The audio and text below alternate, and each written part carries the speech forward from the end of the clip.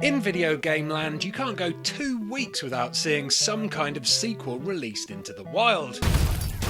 When it comes to games, most people actually like sequels. They want to play more of something they enjoy.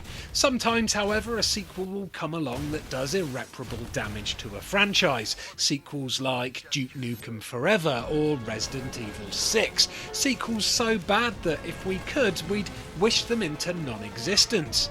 But there's one thing out there that's more painful to gamers than a failed sequel, and that's a sequel that will never be played.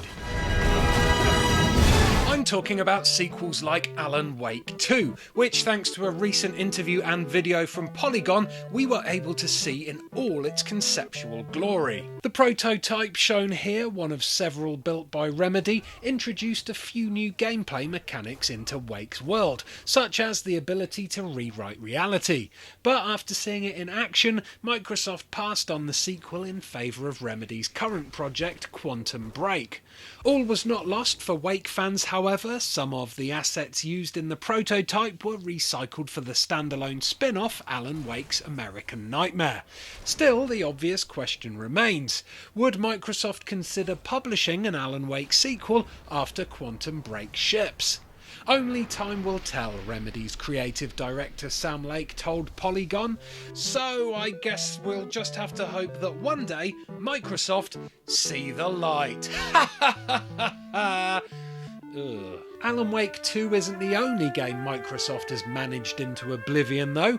Cameo 2, which we can see a basic prototype for here, was allegedly cancelled so that Rare could concentrate on developing titles for what was then known as Project Natal. And we all know how well Project Natal turned out, don't we?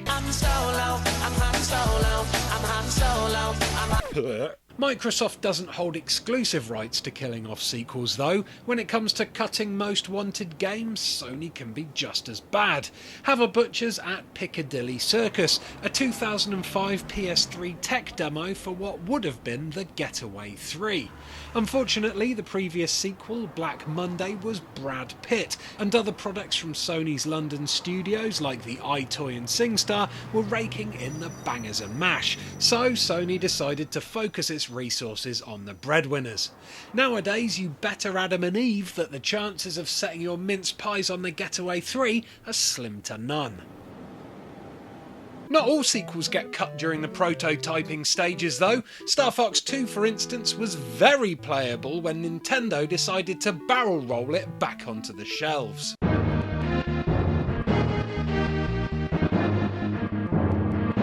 According to its programmer Dylan Cuthbert, Star Fox 2 was fully completed but never released due to the impending launch of the N64. It turns out Miyamoto wanted to have a clean break between 3D games on the Super Nintendo and 3D games on his new superior system.